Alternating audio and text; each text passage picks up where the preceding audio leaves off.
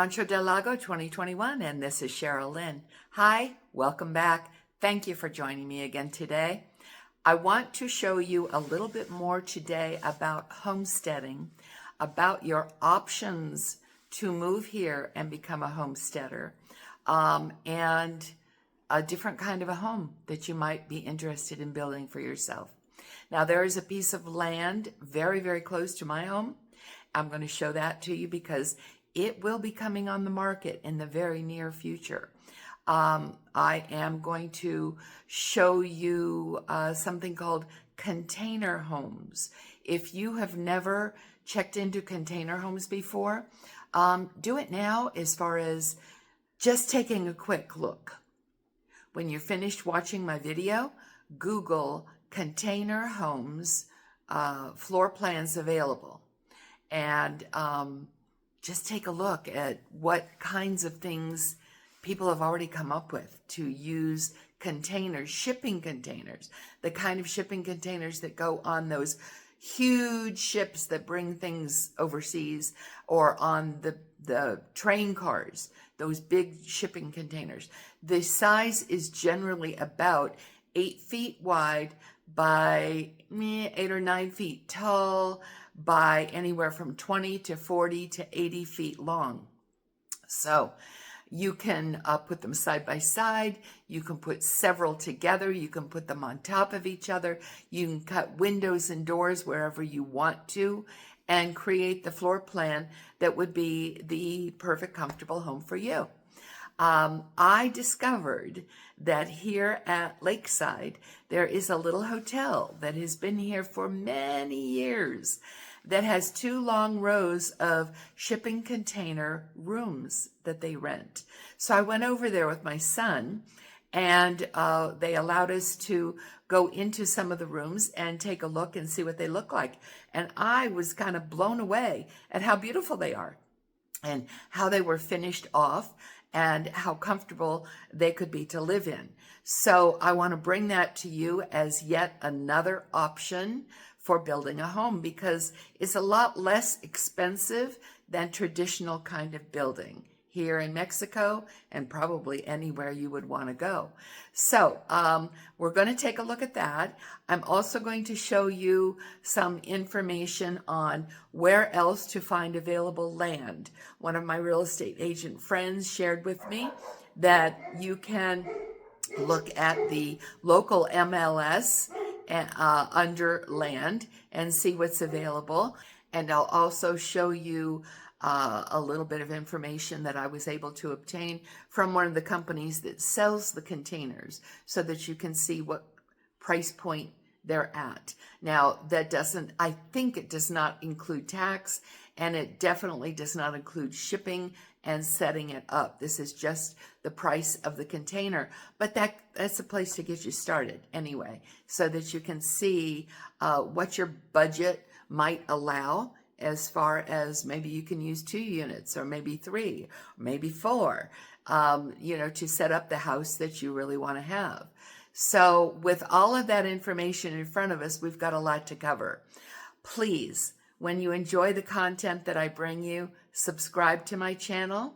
That does me the favor of helping it grow, so that I can do all of you, my viewers, the favor of giving you really vital information. Share with your friends. That's important too. I want everybody north of the border who has the least bit of interest in moving down here to Mexico to be able to get that information. And of course, when you click like, that tells YouTube that this is information that they want to share to a lot more people, because so many of you like it. And I appreciate that. So let me be quiet and let you start watching. Here we go. This is a very large piece of property. Well, not very large. It depends. If you're thinking acres and acres, this is not very large, but it's a good size. That's my home. That's another neighbor. And you can see the mountains behind, which from here you can't see, but there's a lake in front. This property could be coming on the market very soon, And for someone who would want to buy the whole thing, build a little house, and do some homesteading with gardens and animals, because as you know, my little homestead, I've got goats and rabbits and chickens and ducks and turkeys and geese and dogs and cats. So you can fit a whole lot on a piece of property this size. If you're interested, put it in comments and I will put you in touch with the owner. And this is the row, actually there's 2 rows, of these container rooms. And this is the inside of one of the hotel rooms made from a container. Now, I was concerned about the height of the ceiling, but there's nothing wrong with this at all. These rooms are lovely. King-size bed, bathtub,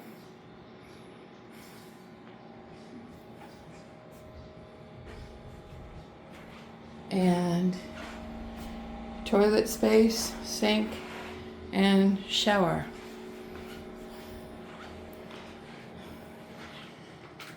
I don't know what size this is, but they've certainly made use of every bit of it. There's the closet. This is a screenshot of a portion of the conversation that I had on WhatsApp with the owner of one of the companies that sells the containers. And it's in Spanish, but it does show what the different container sizes cost. Now, this is cost in pesos. So what you do to figure it generally, to get a good idea, is to delete the last zero. So if it says 23,000 something, it becomes 2,300 and something, and then you cut that in half, and that is the dollar amount, so it'd be 1,150. So you can see that the cost of the containers is relatively low. The bigger cost is in the transportation, the setup, and finishing it off, the way you want it inside. And then, of course, you have to add, appliances and light fixtures and washer and dryer and, things like that. But this gives you a really good idea. These slides, one after the other, show you the sizes. The first one is a 40-foot high cube shipping container, and you can see as you read in there, it tells you the height. It's a little bit higher than the next one, which is also a 40-foot, but it is a regular height ceiling.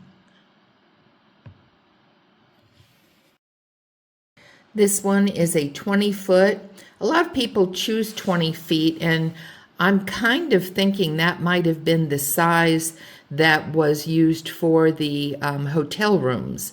20 feet gives a little bit more flexibility in style and design. If you wanted to use 3 of them and make a U shape, or 2 20s and a 40 and make a U shape, it gives you the ability to get a little bit more creative. This one shows you a little bit about the 53-foot high cube container, longer, and again, the higher ceiling. The 10-foot container is often used by people to make like a little he shed or she shed, maybe a little chicken coop, maybe some sort of outbuilding. It's really not big enough at basically a 10 by 8 foot to make much of a house or even a room by itself. But again, it's available. This slide just gives you an idea, again, of dimensions on the various sizes. The top one is 20-foot regular ceiling, 40-foot regular ceiling in the middle, and 40-foot high ceiling at the bottom. So it gives you, width, height, and length dimensions as well. Here you see two, one stacked on top of another. Now this could present an interesting configuration. I know you've seen tiny homes before, and tiny homes can have stairs going up to a loft or a half of a second floor. You could have half of the floor cut out of the top unit and let it be a half of a second floor for you in a configuration like this. A short video just with the door open, walking in, turning around, looking back at the entrance of it, just to give you a feel for the inside space.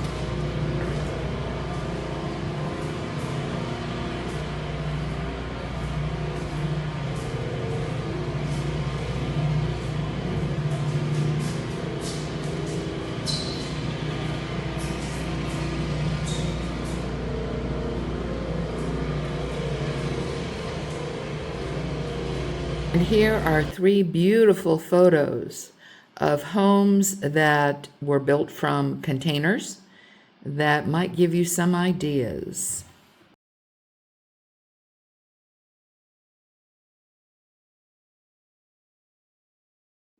Well, I hope you enjoyed all of that I put together for you today. If you have any questions, always in comments. I interact with people who comment and try to get you the answers you're seeking. One of my more recent commenters asked to see some of the markets that we attend when we sell things from our farm.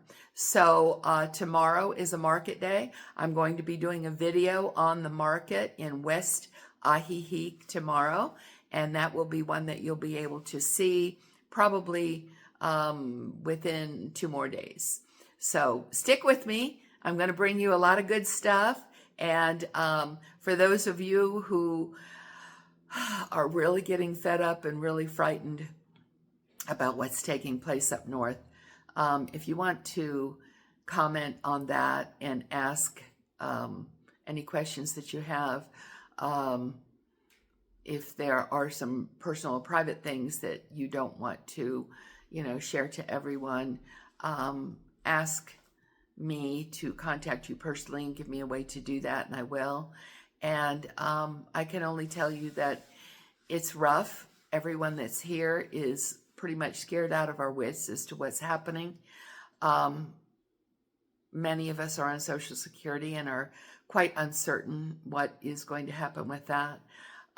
Quite uncertain whether or not the U.S. is going to remain a free country, for that matter. But that's one of the reasons that we are here, because we wanted to experience a different culture, a different place, and more recently get away from what's happening in the downturn of the United States.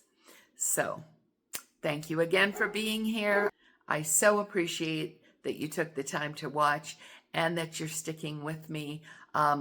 Make sure that you subscribe, you like, and you share with your friends. Thanks a lot. Thanks for watching. See you in the next video.